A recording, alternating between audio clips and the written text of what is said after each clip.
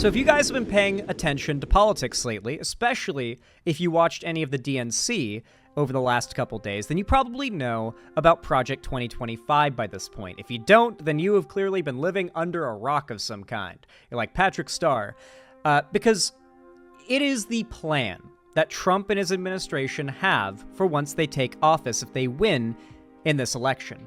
And their plan is very well laid out, and it is terrifying. Not even if you're, like, just a progressive or a left-leaning person. It's terrifying if you are any average American. Now, thankfully, here's the thing about Project 2025, though. When you talk about it, you can talk about the list of policies that they are pushing for.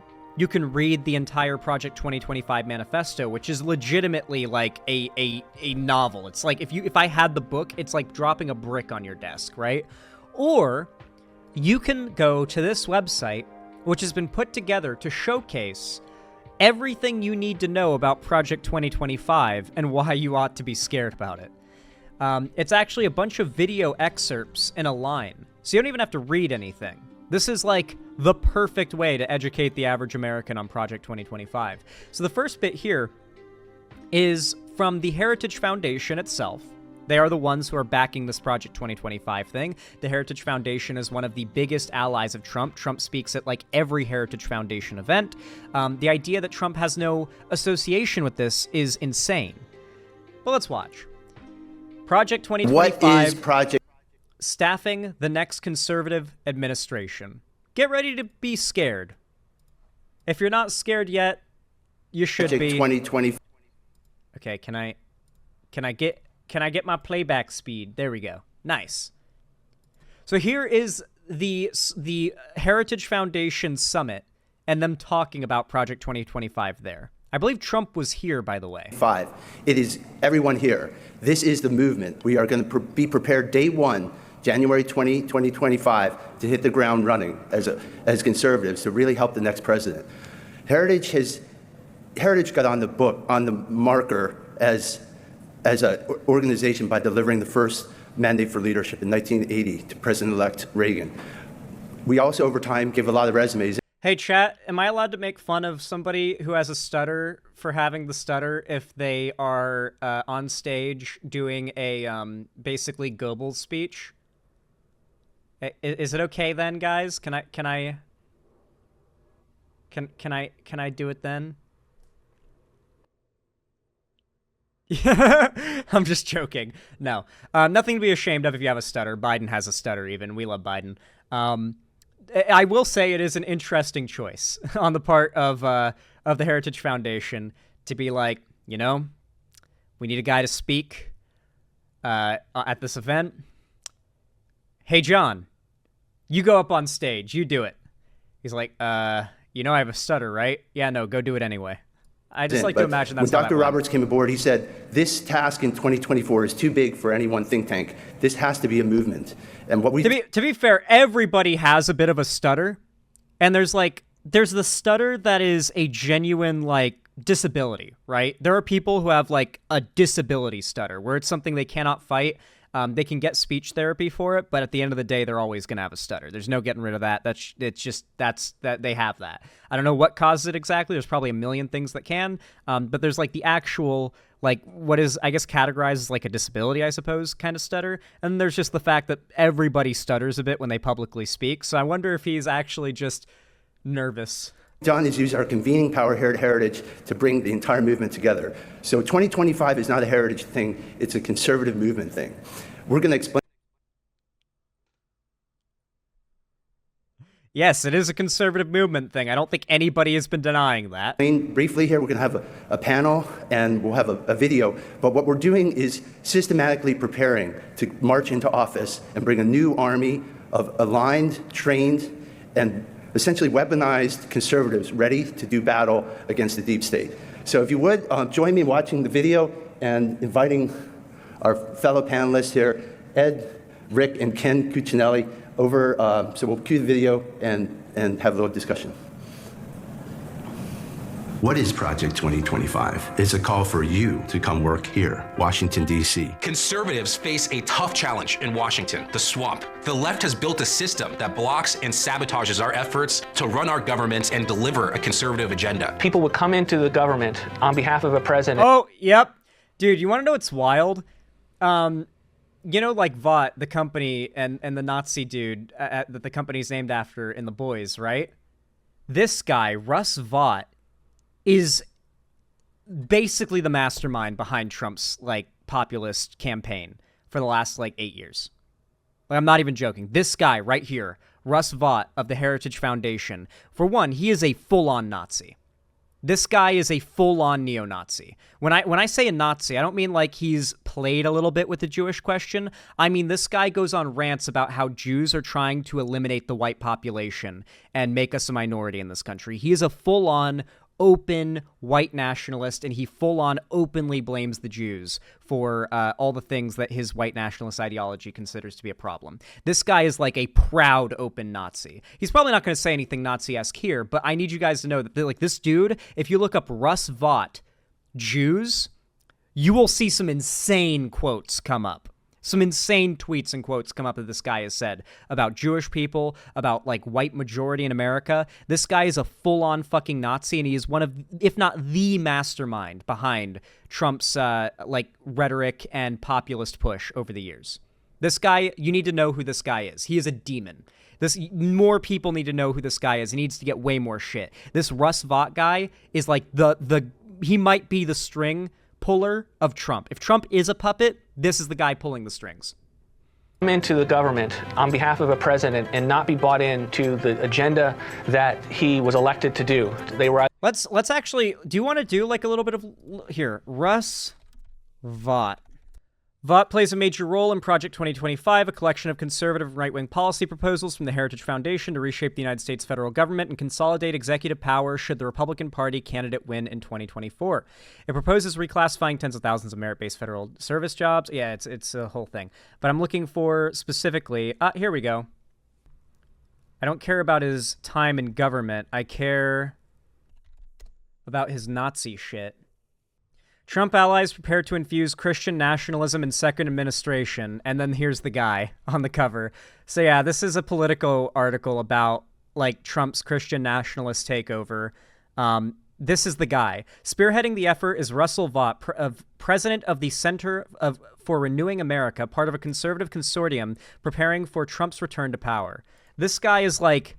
You need to know who he is. An influential think tank close to Donald Trump is developing a plan to infuse Christian nationalist ideas in his administration should the former president return to power, according to the document obtained by Politico. Spearheading the effort is Russell Vought, who served as Trump's director of the Office of Management and Budget during his first term and has remained close to him. Vought, who is frequently cited as a potential chief of staff in second Trump White House, is president of the Center for Renewing America think tank and a leading group in a conservative consortium preparing for a second Trump term. Christian nationalists in America believe that the country was founded as a Christian nation and that Christian values should be prioritized throughout the government and public life. As the country has become less religious and more diverse, Vought has embraced the idea that Christians are under assault and has spoken of policies he might pursue in response. One document drafted by CRA staff and fellows includes a list of top priorities for CRA in a second Trump term. Christian nationalism is one of the bullet points, in quotes, by the way. Others include invoking the Insurrection Act on day one to quash protests and refusing to spend authorized congressional funds on unwanted projects, a practice banned by lawmakers in the Nixon era. So to be clear, this Vought guy is one of the big pushers for invoking the Insurrection Act on day one to shut down all protests or people speaking out against Trump. Like, he is pushing for, on day one, everyone's freedom of speech who doesn't like Trump is gone via the invoking of the Insurrection Act. This guy is literally like one of Hitler's right-hand men. So when you hear this guy or see this guy's face, Russell Vought, that's what I want you guys to think of. president and not be bought into the agenda that he was elected to do. They were either uncommitted or incompetent. Things aren't going to change unless you commit to serving our country. We want to make sure that the plans that are in place have been vetted so that the person knows not only what argument and excuses come in their way, but what the answer is, and have the trust of a movement-wide effort led by the Heritage Foundation to make sure that they Half these groups are hate groups, by the way. know that it's credible and it's conservative. This time, we have a secret weapon. This time, we have Project 2025. By learning from the experience of former A very secret weapon. Remember, guys, they pushed this as their secret weapon back then. So it's a very good thing to focus on this and talk about it, because they wanted this to be a secret thing, something that didn't really get outside of memos among like white nationalist organizations fighting to get Trump elected. The fact that this ended up getting out and being a big thing that the Democrats are hammering on is scary for them. That's why Trump has gone from he loves these guys, he's all big in favor of this, to he doesn't even know what Project 2025 is. What's Project 20? I don't even know what that is. Meanwhile, the people pushing for it, who put it together, are his administrative cabinet picks, right? Like, these are the people that he has already picked and did pick to be in his administration. He can't claim he doesn't know these people or has no association. He hired them. conservative appointees, we can overcome common obstacles and get things done. The reason I got involved is because I wanted to be part of Why does this organization think they can do Project 2025 when Trump gets elected if they have no association with him? Like, why are they spending all this money and doing all this if Trump has no idea and might be against it? a movement-led effort, and Heritage Foundation has used their influence to be able to convene the movement. We can be ready to hit the ground running on day one of the next administration. In the wise words of Morton Blackwell, you owe it to your philosophy to study how to win. Project 2025 will ensure a conservative. One thing Republicans do have going for them, the left really doesn't, is a general adherence to the idea that victory and winning is something that should always be valued. No matter how much disagreement the right has, they always agree that they want to win at the end of the day. And that generally guides their actions. That's why the right is so homogenous. Meanwhile, the left is just so constantly in conflict because the idea of victory is not a agreed upon principle by the left. It's why the ContraPoints, I don't even think ContraPoints invented this quote, but I mean, she at least repeated it and popularized it online. Like, radical leftists oftentimes don't want power. They want to endlessly critique power, which means giving up power at every opportunity, because once you have it, you don't get to critique it anymore. You don't get to be like the ragtag activists fighting against the establishment if you support the establishment or you are the establishment. If you win, you have to be losing to be part of that like aesthetic side, I guess. Agenda is ready to roll on day number one. Make sure that we, as conservatives, are prepared to hit the ground running January 20th, 2025. To learn more, go to project2025.org. Great. Well, so we're not going to watch the rest of this video because I'm sure it's just more speakers talking about what their plans are. But like, that is their pitch for Project 2025, right? And I've also called out like somebody who most of you guys probably didn't know the name of or recognize the face of, and hopefully, gave some attention to a demon that exists in the world of politics right now that doesn't get anywhere near enough hate. Like, hypers in chat, if you guys had no idea who Russell Vought was, because I hope that I introduced this guy to a lot of you, and you now know who he is, because I feel like he's somebody who not enough people know is fighting and spending a lot of money and has a lot of power to ruin this country. You know? Project 2025 and November 2024, the Pastors Roundtable. Now, to be clear, this is a Christian nationalist movement, Project 2025.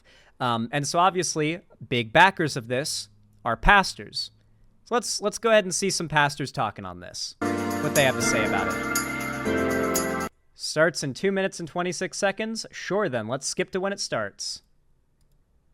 We do, Dr. Henry. There's something that. Oh, wait. Well, we'll talk about February. We'll save that till the end. Maybe we'll do that on the end. Well, but that's right. Listen, we need to share this feed right now. Look, again, we have a short window tonight But I'm telling you, the information that you'll get today will be transformative. Crazy. It'll make you aware of what's happening. And so please share, especially with your religious liberty director. Please share it. And I Notice, by the way, like how much, have you ever like watched any conservative content? I have, because I do it for a living, and how much like shilling and self-promo you have to skip through if you're just there to like get to the arguments and the content. Like, I feel so shameless and guilty when at the end of a segment, like after an hour and a half or so of like covering politics, I'll get to the end of a segment and I'll do a shout out. Like I'll just be like, hey, if you guys want to I'll go down the list, right? This happens like at most like an hour apart from each other in my streams, and once per segment. And yet, like, these people do it so much, and I just feel so I feel shameless when I do it then. But like right-wing pundits just spend half their videos self-promoing, and it's like, man, how do you do that? Like, how do you do that legitimately? Like, how do you do that? I know that we'll be blessed with the topic that we're presenting tonight. Listen, not only share it, you need to get somebody on right now. You need to tag somebody.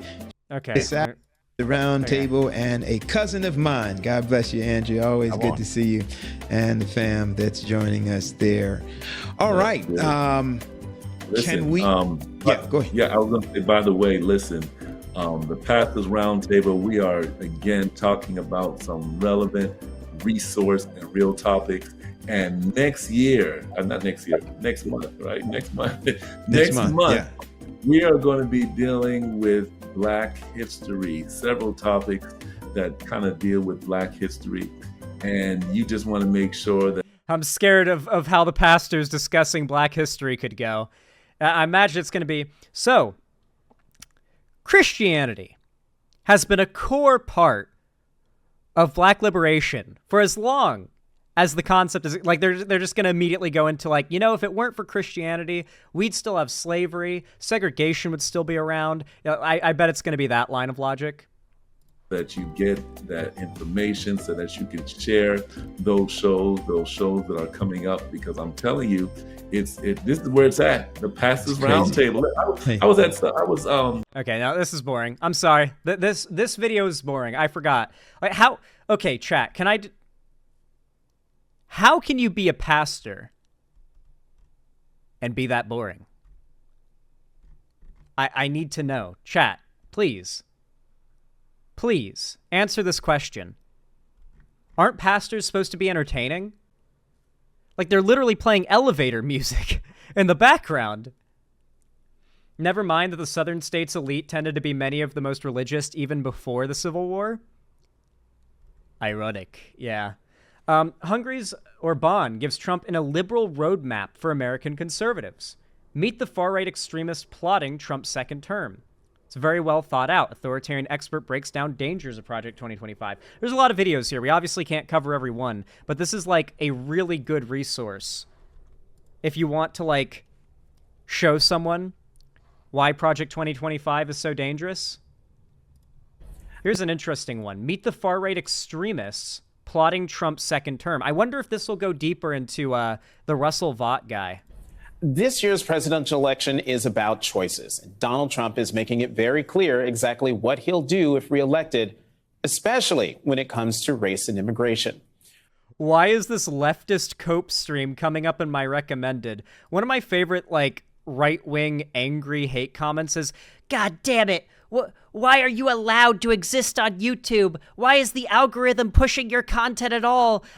I believe in free speech, but I'm going to whine and boost your engagement because I'm angry that YouTube allows your content to exist." Like, what are you complaining about? Like, if you don't agree with me politically, just fuck off and go about your day.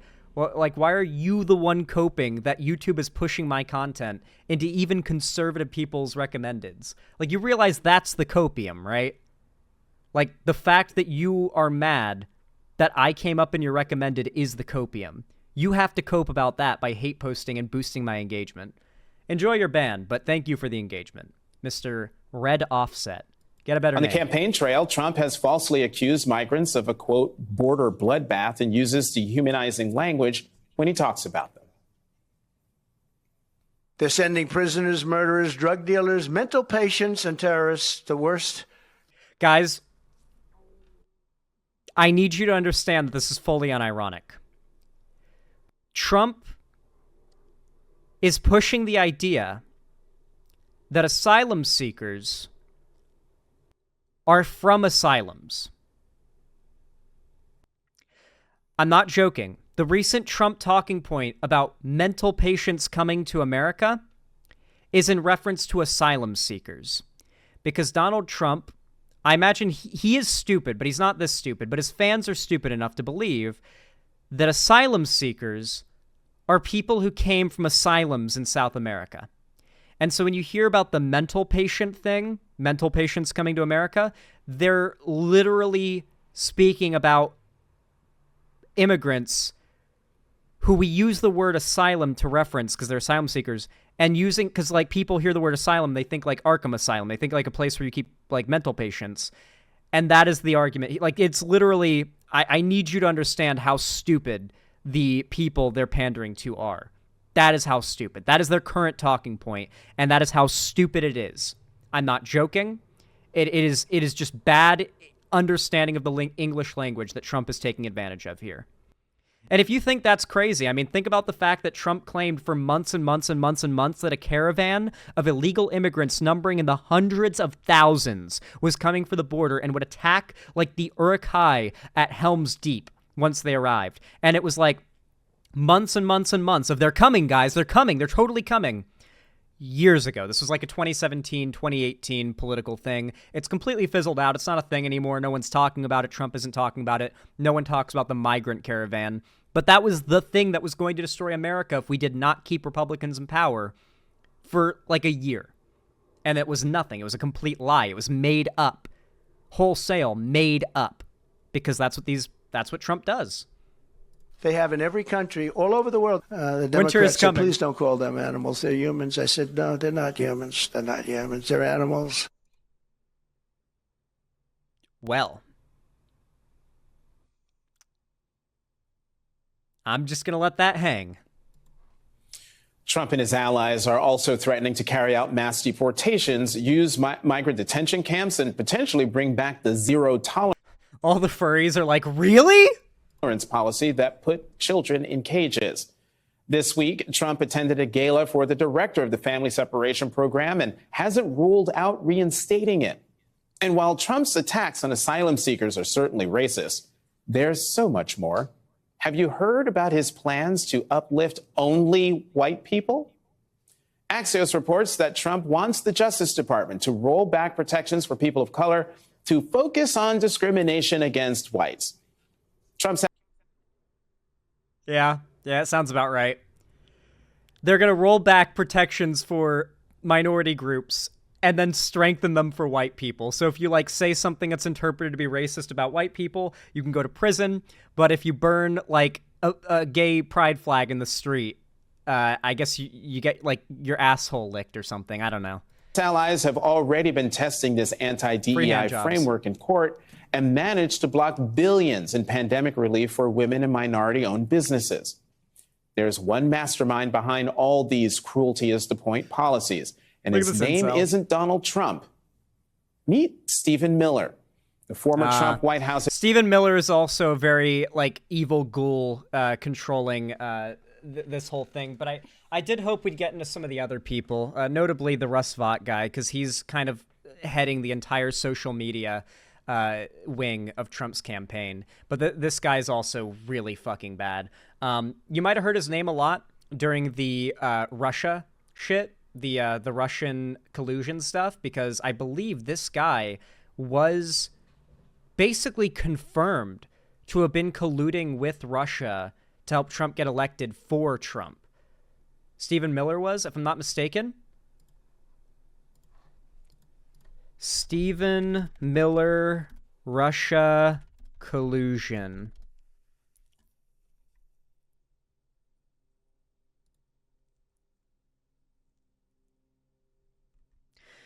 The campaign aide who suggested that President Trump journey to Russia to meet with Russian President Vladimir Putin during the campaign was in regular contact with now White House aide Stephen Miller, the New York Times reported Friday. George Papadopoulos was in regular contact with Miller during the spring of 2016, a period during which Papadopoulos also helped edit a major foreign policy speech Trump delivered, according to the Times. In late October, Trump referred to Papadopoulos as a low-level volunteer on his campaign after it was revealed that he had pleaded guilty to lying to federal officials about his Russian contacts. White House Press Secretary Sarah Huckabee Sanders also said Papadopoulos had a limited role in the campaign. Few people knew the young low-level volunteer. Yeah, so basically, Stephen Miller did have connections with the whole Russia thing, but apparently not huge. He was just like another chain in the in the chain of command, organizing the Russian collusion stuff, but he was involved. Advisor and far-right extremist plotting Trump's nightmarish second term. Joining me now, MSNBC political contributor Jelani Cobb. He's a staff writer for The New Yorker and dean of the Columbia Journalism School. Also with me is investigative journalist Gene. That dude is yoked. Holy shit.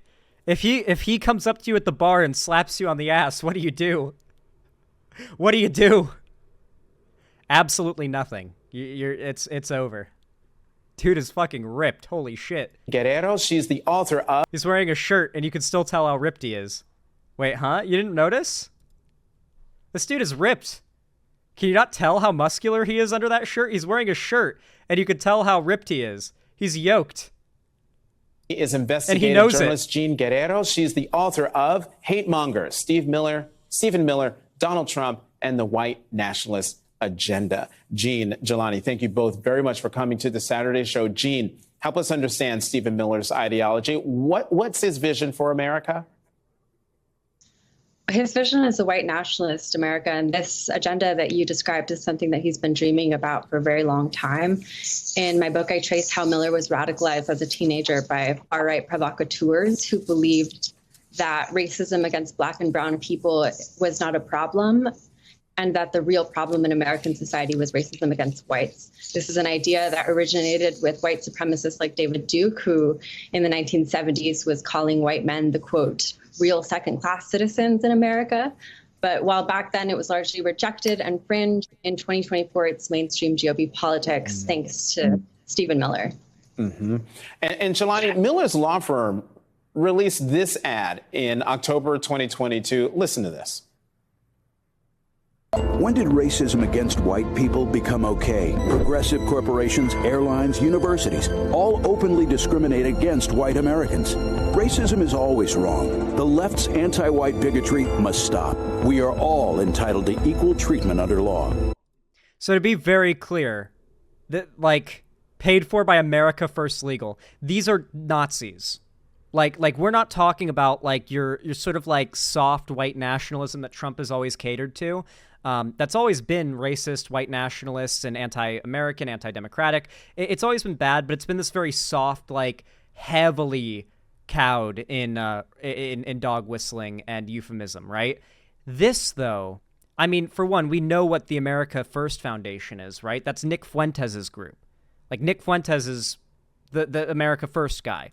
So we know, what people are backing this message.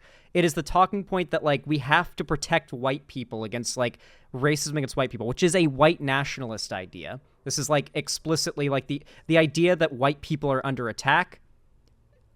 Listen, if you're, a teenage white boy, it's pretty easy to feel like white people are under attack because you see a lot of, there's sort of a normalization of jokes that tend to be racialized about white people. It's much more normalized. I mean, this is despite the fact that, Twitch will ban you if you say cracker.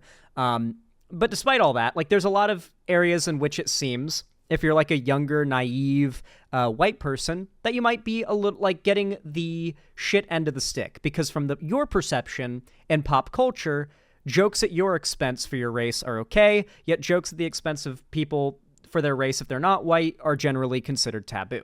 That alone, and the social consequences of that taboo alone, are enough to give this perception to a lot of people. And it's why this talking point works with white people, young white people, notably.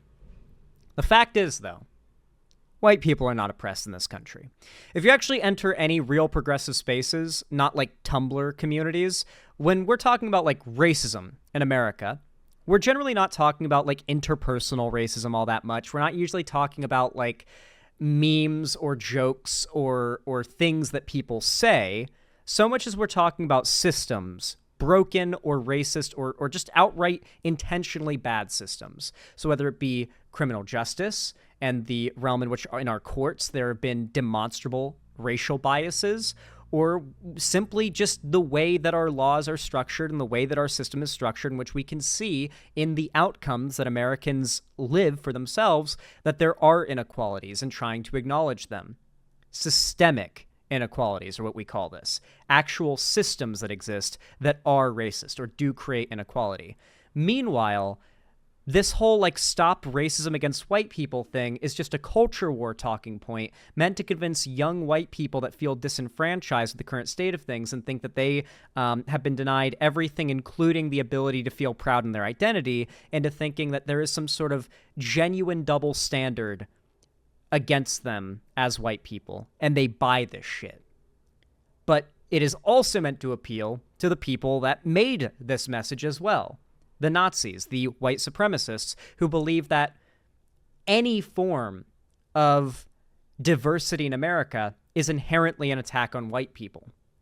If you're a Nazi and you see this, you don't actually buy the whole like racism against white people thing. What you hear is the message behind the dog whistles, which is America is becoming more progressive and more diverse. And if you're a Nazi, obviously you believe this is bad for white people and you want what's best for white people. And so they obviously get the message too. This is made by the America First Foundation, so it's not really that much of a surprise. This is a Nazi ad.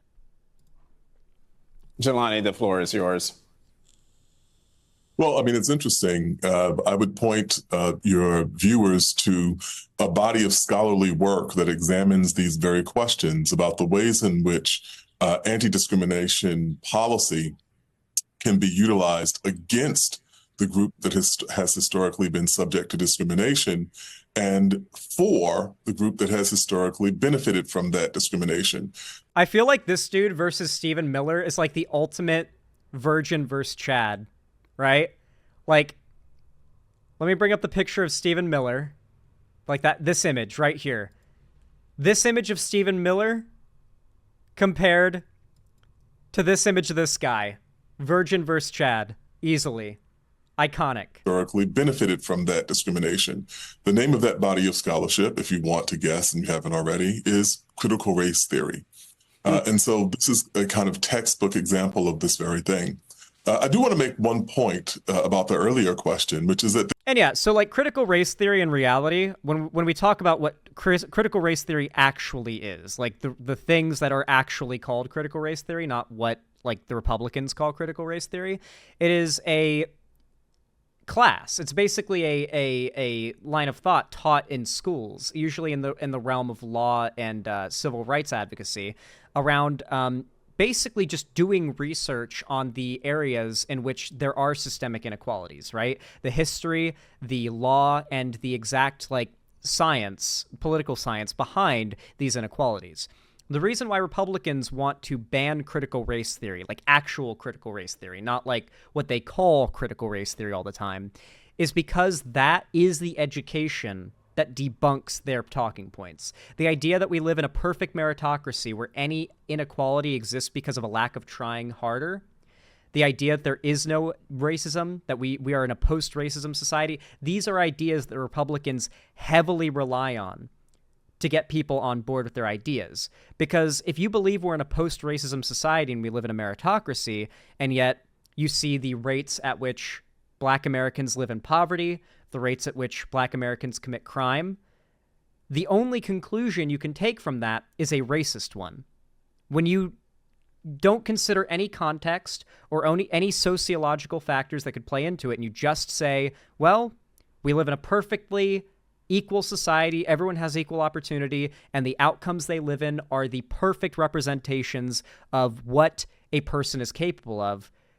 When you disregard any other context and you distill it to just that, which Nazis like to do, the natural conclusion for many people, would be a racist one.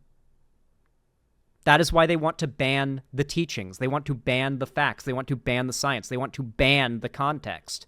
Because at that point, there is no argument to their arguments. There is no response to their arguments. No one knows them. They banned the teaching of them. And of course, they're trying to do this in every other area as well. They tried to ban teaching of evolution because kids aren't going to be able to fight against indoctrination into the church by their parents if they don't know the science behind evolution.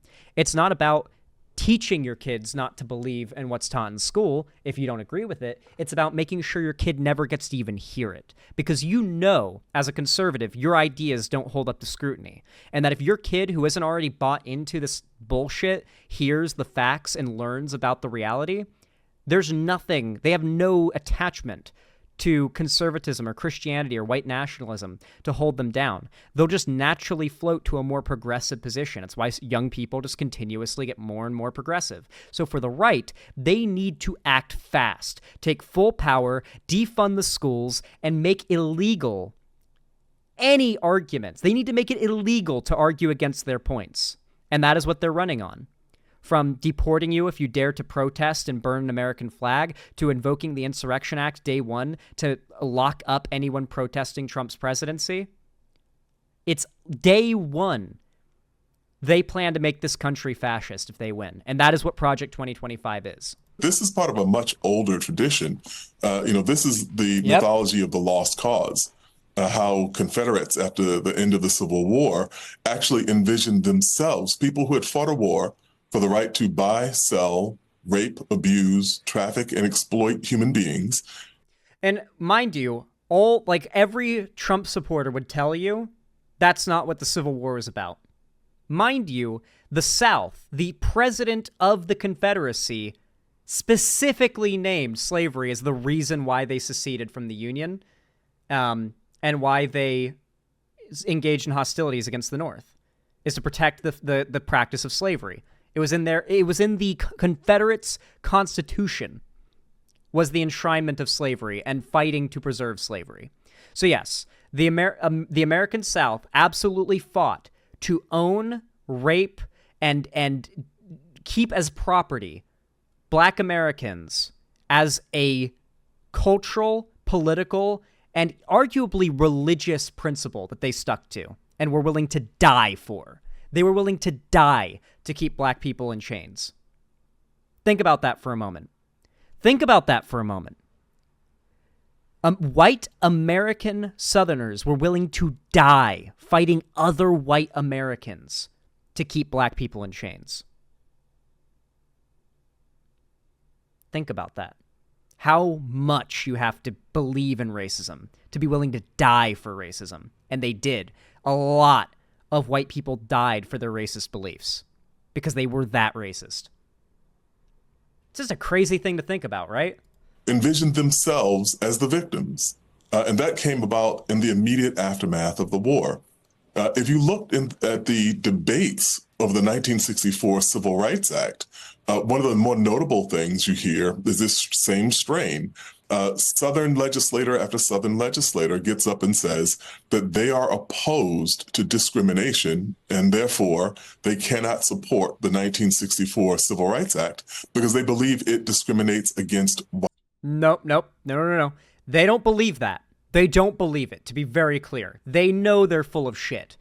They interpret bringing up a group of people who have been historically put down as an attack on them, because to them, their status, their station being seen as above people of color, at least majority, because most people of color in America don't live in a very good financial situation, they want to preserve that because if they don't have that over people of color in America, they lose.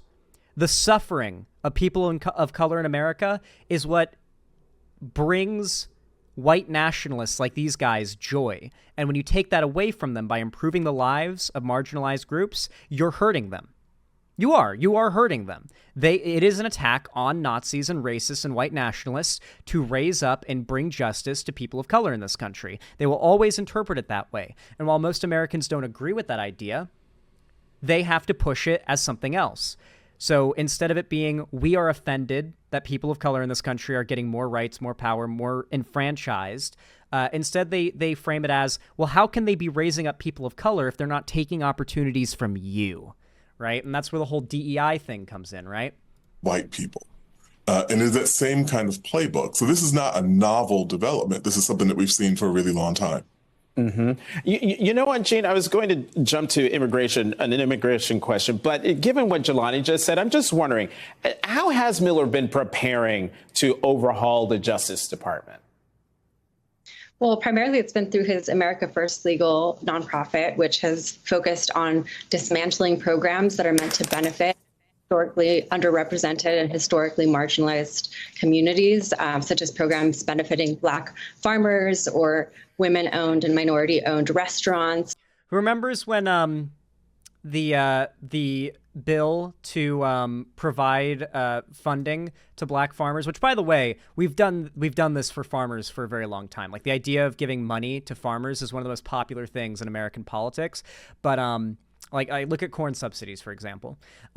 But like, meanwhile, there was one bill that was meant to like help bring Black farmers like up to the same level of subsidies and government support that white farmers have enjoyed for a very long time. And I want to be very fucking clear with you. Some of the wealthiest motherfuckers you will ever encounter in America are white farmers, okay? White farmers and white ranchers in the American Midwest have so much property, such big fucking houses, such giant, nice, brand new trucks, lots of animals, lots of land, lots of vehicles. They have so much fucking money. Some of America's biggest, wealthiest people live in the Midwest on acres upon acres of land, and they're farmers. That is absolutely the case.